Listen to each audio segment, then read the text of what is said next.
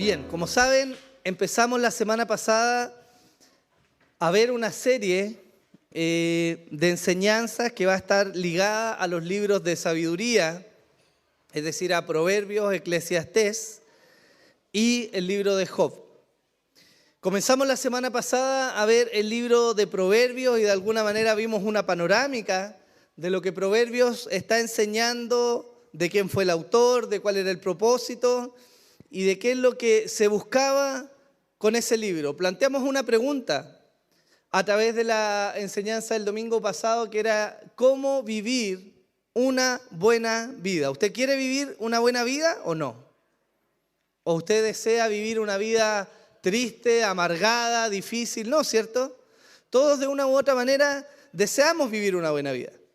El mundo postula que hay que vivir una buena vida, por eso nos habla de carreras, de dinero, de posesiones, porque pareciera ser que a través de esas cosas se vive una buena vida.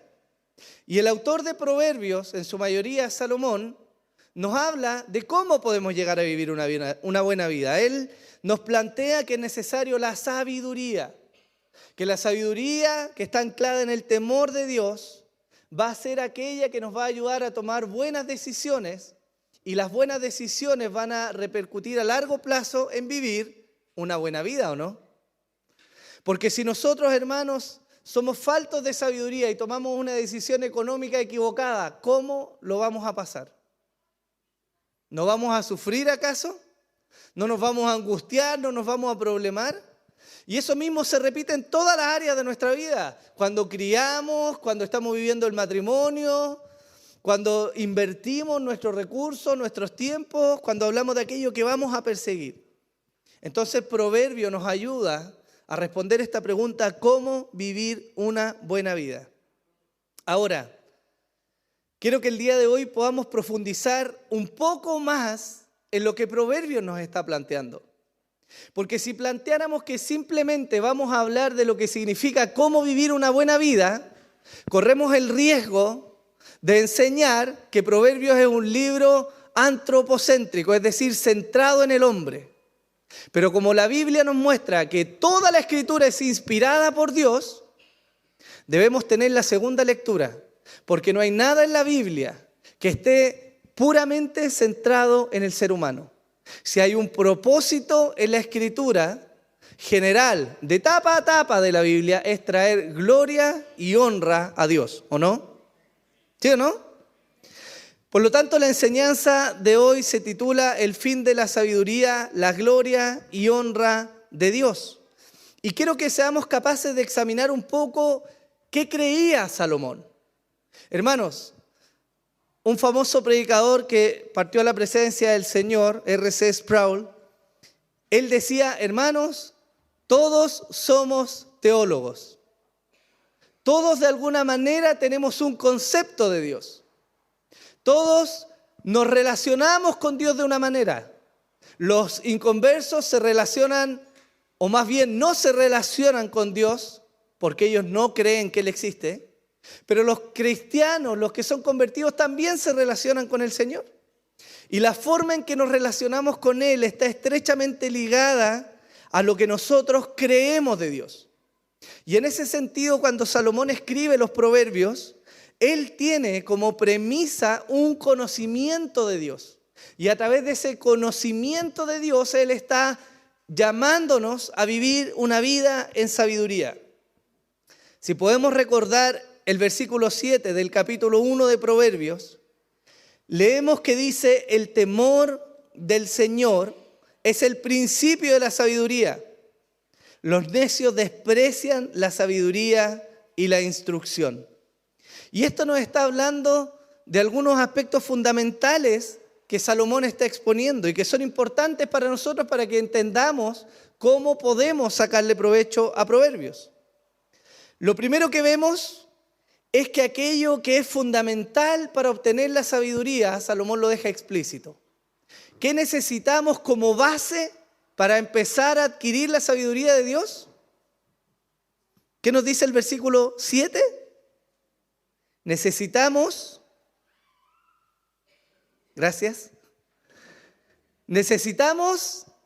temor de Dios. Por lo tanto, Salomón está poniendo un fundamento. Y él nos está diciendo, sin temor de Dios es imposible alcanzar la sabiduría celestial. Pero él también nos está diciendo, más bien nos está mostrando un contraste entre los necios y los que no lo son. Los necios desprecian la sabiduría, pero los que no son necios la van a atesorar. Y esto tiene una derivada muy importante que necesitamos revisar. Porque la sabiduría comienza, hermanos míos, con algo interno. La sabiduría comienza con un aspecto interno que es el corazón. Porque desde allí podemos temer a Dios. Pero culmina con algo externo, que es la manifestación de lo interno. Primero atesoramos en nuestro corazón el temer a Dios y eso se va a manifestar externamente en las decisiones que tomamos, que básicamente es lo que nos llama Proverbios, son las decisiones. Es decir, la sabiduría aplicada por el hombre es finalmente un asunto de teología. Y quiero que entendamos este concepto, porque la sabiduría que Salomón nos plantea no es simplemente pragmática. Él no nos está dando una serie de consejos como si fuera una receta de cocina. Para que te vaya bien en la vida simplemente haz A, B, C, D, E en ese orden. Salomón nos está dando lo que es la aplicación de la correcta teología. Y para eso es importante profundizar en lo que él cree. Como les decía, no puede existir temor de Dios sin un verdadero conocimiento de Dios. Quizás usted ha escuchado en algún momento decir a alguien o referirse en términos parecidos a esto. Vamos a ver si esto resulta, si el de arriba quiere. ¿Lo ha escuchado alguna vez usted o no? O en otros círculos decir, bueno, si el flaco quiere, vamos a ver si esto va a ocurrir o no. Y más allá del tenor cómico que eso pueda tener, la forma en que nos referimos a Dios habla de la forma en que nosotros concebimos, entendemos, apreciamos a Dios. Y eso afecta, queridos míos, la forma en que nosotros vamos a vivir. Hay un dicho muy famoso que dicta así: una correcta ortodoxia lleva a una correcta ortopraxis. Es decir, una doctrina correcta nos lleva a una práctica correcta. Esto parece ser un tecnicismo, ¿no? Pero es importante comprenderlo, porque Proverbios es, en esencia, hermanos míos, Proverbios es, en esencia, la aplicación correcta de una teología correcta. Eso es Proverbios. Salomón no nos está dando de nuevo una receta de cosas que hacer. Salomón nos está exponiendo lo que es la manifestación de la sabiduría cuando hay un conocimiento de Dios correcto. ¿Me siguen hasta acá?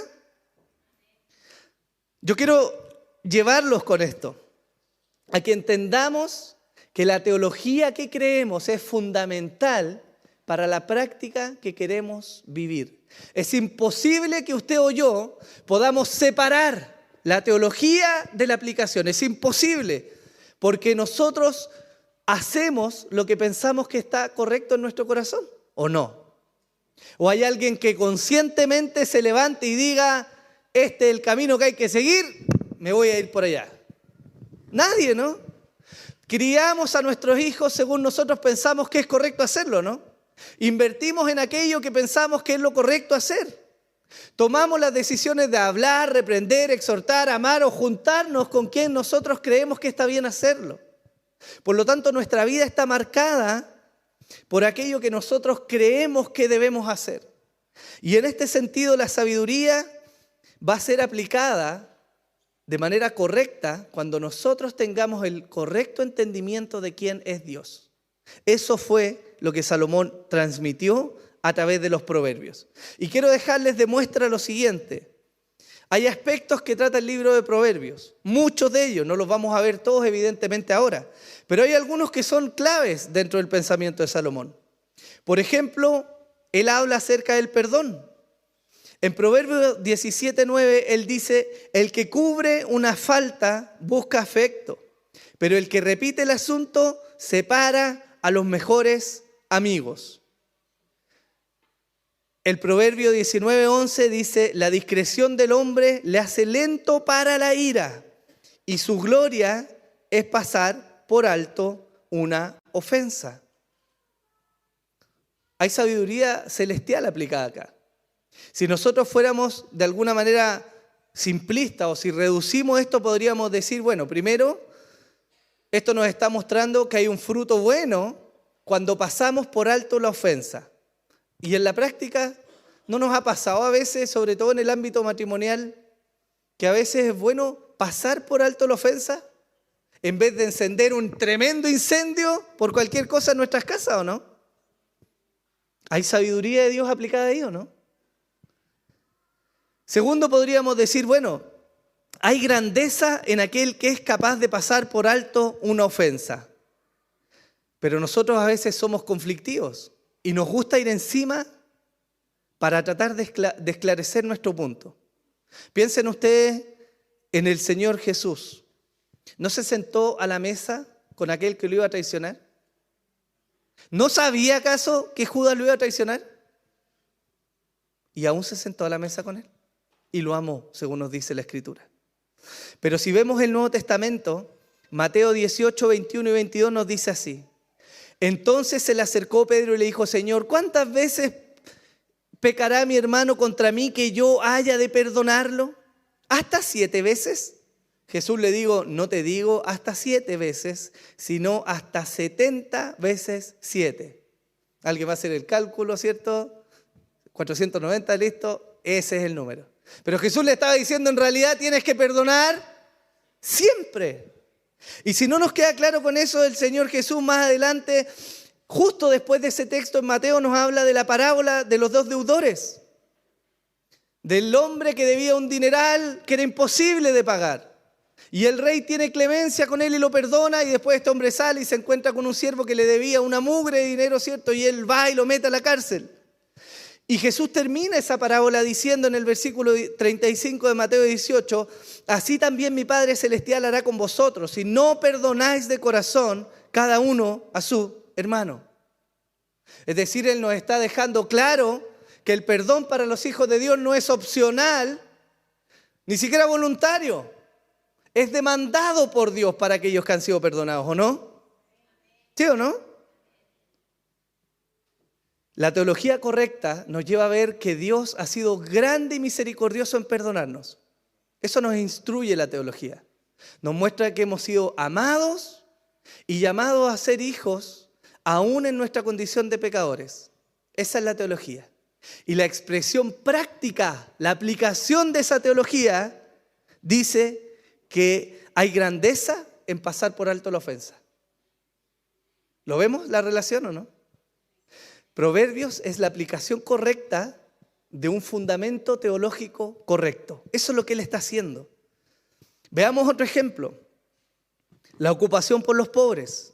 Proverbios 19, 17 dice, el que se apiada del pobre presta al Señor y Él lo recompensará por su buena obra.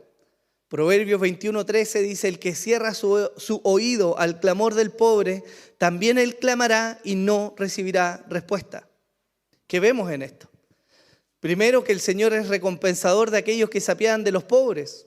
Y segundo, que el que ignora a los pobres tendrá malas consecuencias. Eso nos está diciendo el proverbio. Y hay un texto en el Nuevo Testamento que nos habla del fundamento teológico.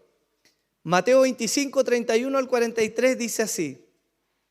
Pero cuando el Hijo del Hombre venga en su gloria, y todos los ángeles con él, entonces se sentará en el trono de su gloria, y serán reunidas delante de él todas las naciones, y separará a unos de otros como el pastor separa las ovejas de los cabritos, y pondrá las ovejas a su derecha y los cabritos a su izquierda. Entonces el rey dirá a los de su derecha, venid benditos de mi Padre, heredad el reino preparado para vosotros desde la fundación del mundo, porque tuve hambre y me disteis de comer, tuve sed y me disteis de beber, Fui forastero y me recibisteis. Estaba desnudo y me vestisteis. Enfermo y me visitasteis. En la cárcel y vinisteis a mí. Entonces los justos le responderán: Señor, ¿cuándo te vimos hambriento y te dimos de comer, o sediento y te dimos de beber? ¿Y cuándo te vimos como forastero y te recibimos, o desnudo y te vestimos? ¿Y cuándo te vimos enfermo o en la cárcel y vinimos a ti? Respondiendo el rey les dirá: en verdad os digo que en cuanto lo hicisteis a uno de estos hermanos míos, aún a los más pequeños, a mí lo hicisteis. Entonces dirá también a los de su izquierda: apartaos de mí, malditos, al fuego eterno que ha sido preparado para el diablo y sus ángeles. Porque tuve hambre y no me disteis de comer. Tuve sed y no me disteis de beber. Fui forastero y no me recibisteis. Estaba desnudo y no me vestiste. Enfermo y en la cárcel y no me visitaste. Jesús es muy claro respecto a que el fundamento de la obra social, si lo queremos llamar así, de la iglesia, no está centrado en la capacidad social de la misma, ni está anclado o tiene raíces en lo bondadoso que es la iglesia. La obra social de la iglesia, el cuidado por los pobres, la atención a los desvalidos, la visita en las cárceles a los enfermos, está anclado en que el Señor Jesús nos deja claro que es una expresión de amor por Él, manifestada en la ocupación por otros. Ese es el fundamento teológico. ¿Y cuál es la práctica? Proverbios nos lo dice. Hay sabiduría en esto, en apiadarse de los que le prestan a los pobres. Y el Señor los va a recompensar. Hay sabiduría en esto, en que tengan cuidado con cerrar su oído al clamor de los pobres, porque si lo hacen, Dios también va a cerrar su oído a ustedes. ¿Y no es esto lo que nos está mostrando Mateo acaso? ¿No le está diciendo en el día del gran juicio, algunos obedecieron y se ocuparon de otros y otros no lo hicieron? ¿Eso no habla acaso de lo que hay en el corazón o no? Por lo tanto, de nuevo, pongo en sus mentes, Proverbios es la aplicación práctica de una teología bien entendida. ¿Qué más nos dice Proverbios? Nos habla, por ejemplo, de la sexualidad. En Proverbios 5, versículos 1 al 6 y 15 al 23 dice así: Hijo mío, presta atención a mi sabiduría. Inclina tu oído a mi prudencia para que guardes la discreción y tus labios conserven el conocimiento. Porque los labios de la extraña destilan miel y su lengua es más suave que el aceite. Pero al final es amarga como el ajenjo, aguda como espada de dos filos. Sus pies descienden a la muerte. Sus pasos solo logran el Seol. No considera la senda de la vida y sus senderos son inestables y no lo sabe. Retoma en el versículo 15 y dice: bebe agua de tu cisterna y agua fresca de tu pozo. ¿Se derramarán por fuera tus manantiales, tus arroyos de aguas por las calles? Sean para ti solo y no para los extraños contigo. Sea bendita tu fuente y regocíjate con la mujer de tu juventud. Amante sierva y graciosa gacela, que sus senos te satisfagan en todo tiempo, su amor te embriague para siempre.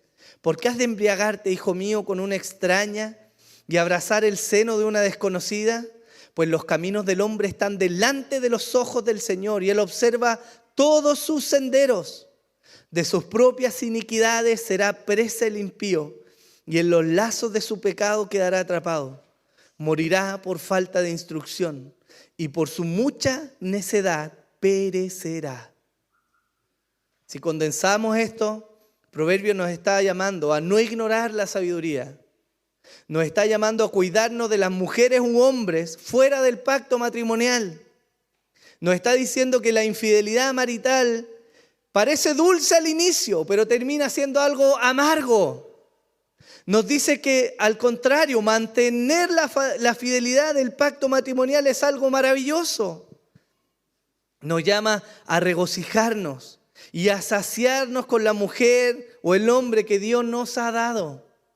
Nos dice que los impíos que aquí en este contexto son los practicantes de la fornicación y el adulterio, tendrán un duro final.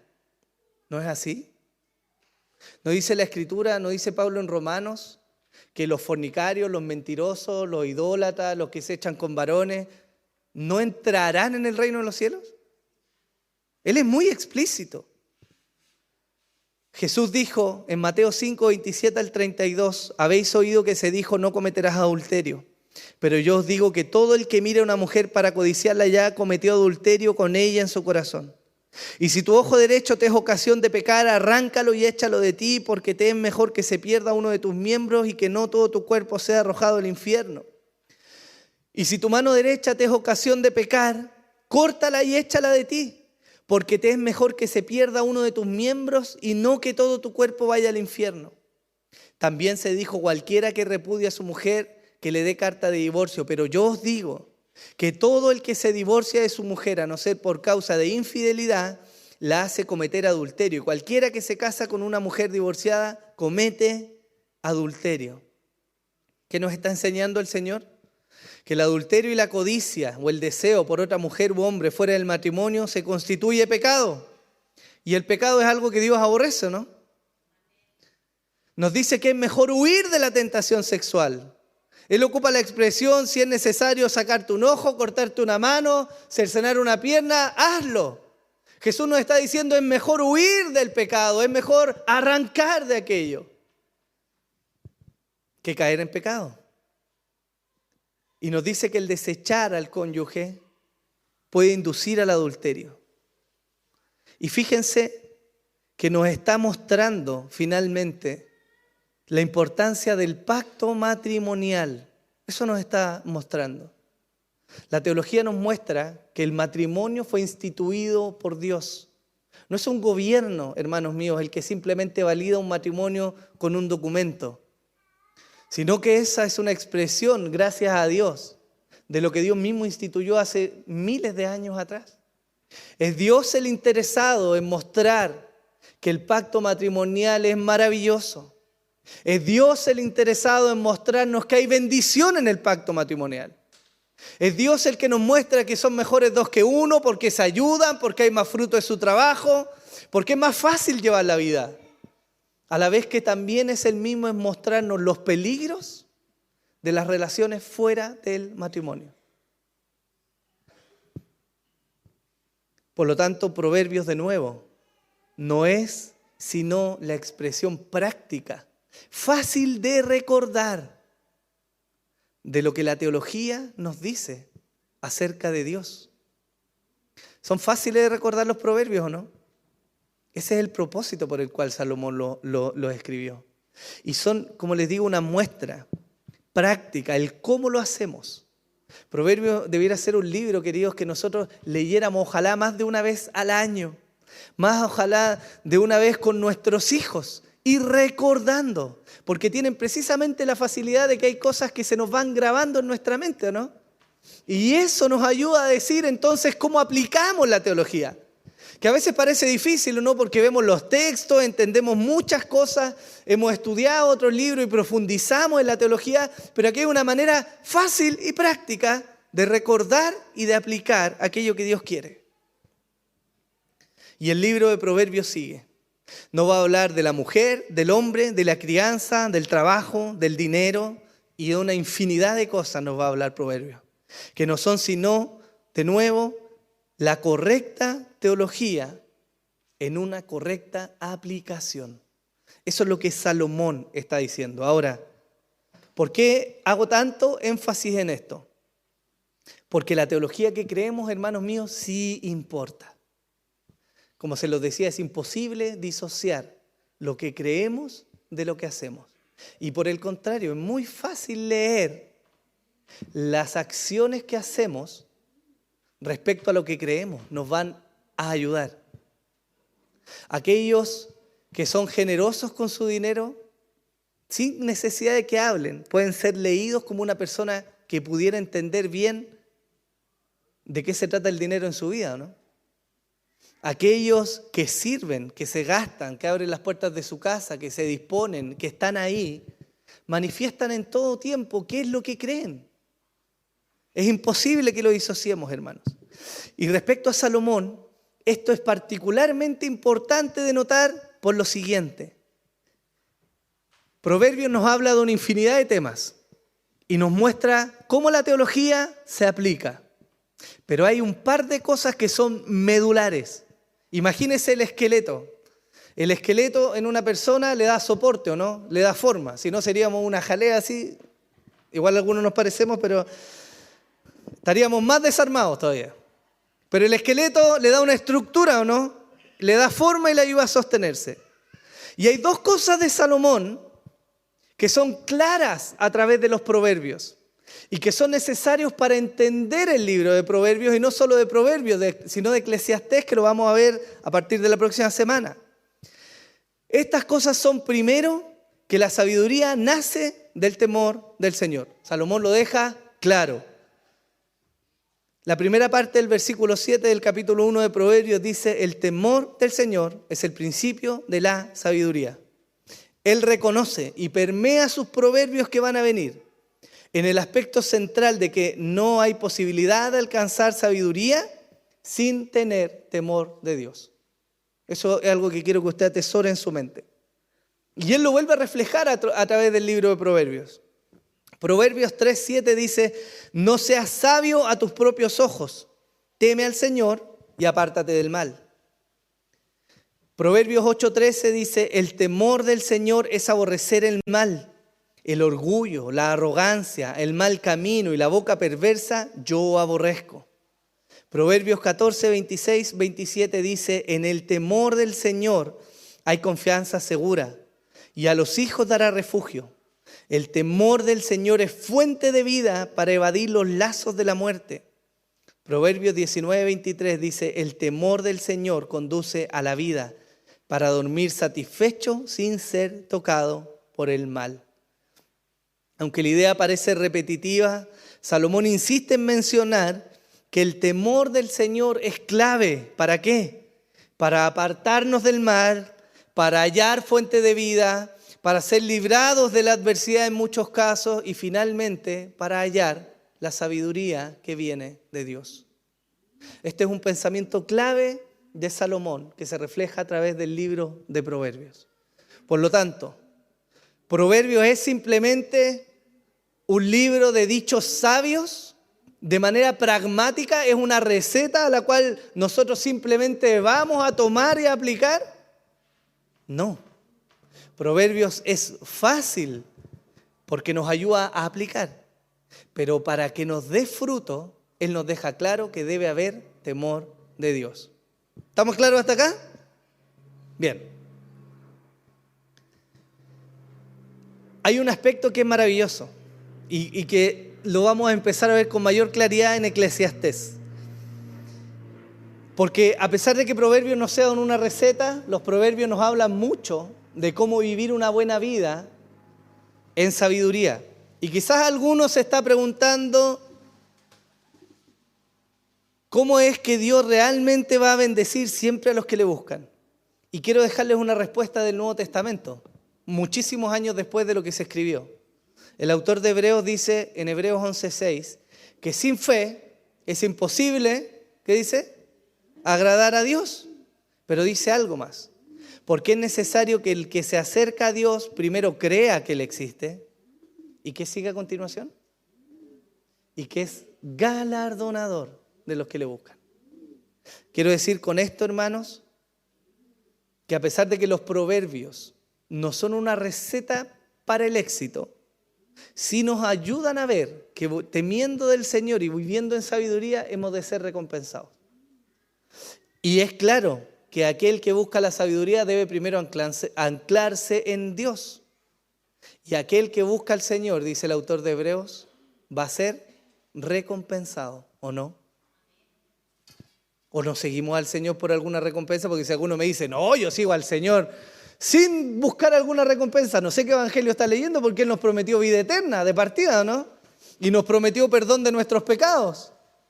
Por lo tanto, buscamos al Señor porque le amamos, pero también con un interés genuino de que su gloria sea manifestada en nuestra vida, ¿o no? Y otro aspecto central de la teología de Salomón es que él comprende que Dios es soberano. Él comprende que Dios es soberano. Proverbios 16, del 1 al 4 dice así: del hombre son los propósitos del corazón, mas del Señor es la respuesta de la lengua. Todos los caminos del hombre son limpios ante sus propios ojos, pero el Señor sondea los espíritus. Encomienda tus obras al Señor y tus propósitos se afianzarán. Mire lo que dice el versículo 4. Todas las cosas hechas por el Señor tienen su propio fin, aún el impío para el día del mal. A pesar de que Salomón se propone mostrar que hay bendición en vivir una vida en sabiduría, que podemos vivir una buena vida, él permea los proverbios con el hecho de que Dios es soberano. Es decir, Dios va a hacer lo que Él quiera o estime conveniente hacer. Y eso es muy importante de ver. Porque de nuevo, se los dije en la primera enseñanza, Proverbios no es una garantía, no son leyes, ¿ya? Pero sí nos dejan ver que Dios es soberano. Proverbios 16:9 dice: la mente del hombre planea su camino, pero el Señor dirige sus pasos. ¿No es verdad esto?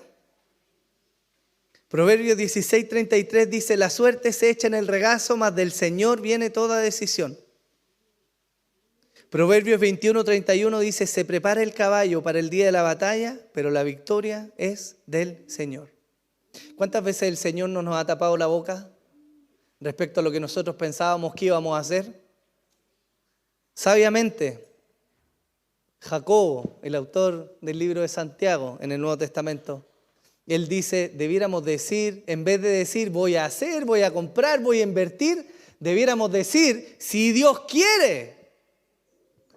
Al libro de Santiago se le conoce en teología como el Proverbios del Nuevo Testamento, porque él también aplica mucho los conceptos teológicos a la vida práctica. Y parece que a veces se nos olvida que nuestra vida está finalmente determinada por lo que Dios quiere hacer, ¿o no? ¿Cuántos planes nuestros nos ha frustrado el Señor a veces? ¿O no? ¿O solamente creemos que Dios es soberano cuando estudiamos confesión de fe y después se nos olvida en la vida práctica que Él es soberano, ¿o no? Nos cuesta asimilar, parece que las cosas que nos pasan en la vida siguen estando bajo el control y el propósito de Dios, ¿o no? Miramos la maldad que hay en medio nuestro y decimos, Señor, ¿hasta cuándo? Y Proverbios nos dice que el Señor aún al impío lo hizo para el día malo, ¿o no? Salomón está reconociendo que Dios es Señor y es soberano por sobre todos los caminos del hombre. Por lo tanto, aunque nos esforcemos, aunque queramos, finalmente esto va a estar determinado por la voluntad del Señor. Ahora, no estoy diciendo que no vale la pena esforzarse, porque el fundamento de nuevo para vivir en sabiduría es el temor de Dios. Y aquel que teme a Dios va a ir conociendo cómo Dios quiere que viva o no. Porque el temor de Dios, hermanos, no se fundamenta en un conocimiento de Dios primeramente o no. ¿Cómo puedo temer algo que no conozco? No en el sentido de terror, sino en el sentido de que habla el temor de Dios en Proverbios. Tememos a Dios en la medida que le conocemos. Y de ahí se ancla la verdadera sabiduría. El padre de Salomón bien había conocido al Señor y escribió antes de la muerte, antes de su muerte, le escribió el Salmo 135:6. Todo cuanto el Señor quiere, lo hace. En los cielos y en la tierra, en los mares y en todos los abismos. El Señor es soberano. Y eso permea la teología de Salomón. Se aprecia a través de los proverbios. Y es coherente, porque cuando empezamos esta serie, yo les dije que la visión de los hebreos respecto a los libros de sabiduría es muy particular. Porque Proverbios nos va a mostrar, yo sé que usted leyó el bosquejo y vio el sermón, pero se lo voy a repetir igual para refrescar su mente. Proverbios nos muestra cómo vivir una buena vida y nos dice haz esto sabiamente para que te vaya bien. ¿Sí o no? Eso nos muestra Proverbios. Eclesiastés nos va a mostrar que la vida en realidad es más compleja, porque no necesariamente a todos los que hacen las cosas bien les va igual de bien, y aún el impío prospera. Eso nos muestra Eclesiastés. Y Job nos va a mostrar al final que aún a los que hacen bien les puede ir muy mal. ¿Y sabe qué subyace a todos estos relatos? Que Dios es soberano. Salomón no dejaba de entender eso, no dejaba de verlo. Y es necesario que para que nosotros apliquemos correctamente la teología tengamos esto claro. Ahora, para ir finalizando, ¿cómo aplicamos entonces Proverbios a nuestra vida? Lo primero que debemos considerar es que Proverbios es un espejo para nosotros hoy. ¿Cómo vive el hombre piadoso? El hombre piadoso vive como vive el hombre de Proverbios, como vive la mujer de Proverbios. El hombre piadoso cría hijos, como Proverbios dice. El hombre piadoso va a utilizar su dinero, como Proverbios dice, porque es la aplicación práctica de una correcta teología. Entonces Proverbios funciona como un espejo, y aquí el relato se pone duro, porque comenzamos a leer Proverbios y nos vemos, ¿cierto?, con ese proverbio que dice que es mejor pasar por alto la ofensa, ¿cierto? Igual que nosotros cuando vamos en la calle y se nos cruza un auto y le baja el vidrio y dice, Dios te bendiga, ¿cierto? Eso, pasar por alto la ofensa, check, muy bien, ¿cierto? Te lo decía la semana pasada, ¿cuántas peleas, discusiones, enemistades nos evitaríamos si fuéramos más sabios en nuestro practicar? Entonces Proverbios nos muestra, nos lee a nosotros y nos dice, así debiera ser, pero en realidad así eres tú. Y es importante tener esta lectura, hermanos, porque nosotros por nuestro corazón pecaminoso somos fácil de autoengañarnos, ¿o no? ¿O no nos pasa que a veces nos creemos que estamos en la gloria, o no? Estamos haciéndolo el descueve súper bien. ¿Qué me van a decir a mí cómo tengo que vivir la vida si lo estoy haciendo súper bien hasta que viene el precipicio y no nos caemos de un escalón, hermano, nos caemos de un acantilado? Y se muestra en realidad cómo somos. Las crisis, hermanos queridos, son muy buenas para mostrar lo que hay en nuestro corazón. Si usted quiere saber realmente qué pasa en su corazón, enfrente una crisis. Porque cuando todo está bien, todos somos buenos cristianos, ¿o no? ¿O no? Si aquí yo los veo y se ven bonitos todos. ¡Qué buenos hermanos! ¡Qué iglesia más santa! Pero otra cosa es con guitarra, como dicen. Las crisis van a mostrar lo que somos, lo que creemos, la teología que aplicamos, la forma en que criamos en la casa, en que abrimos las puertas de nuestro hogar. Toda la vida que vivimos, hermanos, es un reflejo de lo que realmente somos nosotros. El hombre de Dios, el hombre piadoso, vive en temor de Dios, perdonando a otros, pasando por alto la ofensa, permanece en la fidelidad del pacto matrimonial, se cuida del pecado, utiliza bien su dinero, su tiempo, es amable y hace amigos, no es perezoso, es entusiasta en buscar del Señor. Ese es el hombre que Proverbios nos muestra. Y esa es una primera utilidad. Nos ayuda a diagnosticar qué está pasando en nuestro corazón. En segundo lugar, Proverbios nos marca la pauta de cómo debemos vivir a la luz de la obra de Cristo en nosotros. Y esto es buscando la gloria y la honra de Dios. Salomón lo tenía claro. Y a pesar de que no nos habla directamente doctrina, ¿cierto?, no es un tratado teológico en términos de cómo era el apóstol Pablo o Juan, que escriben doctrina y la detallan paso a paso.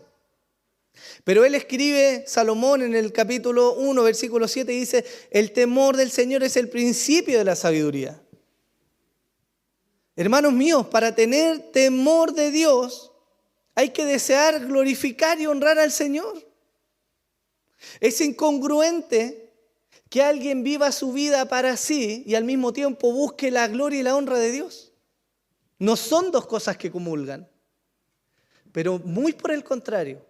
aquel que realmente quiere glorificar y honrar a Dios, entonces va a ser un hombre o una mujer temeroso de Dios. ¿Me siguen?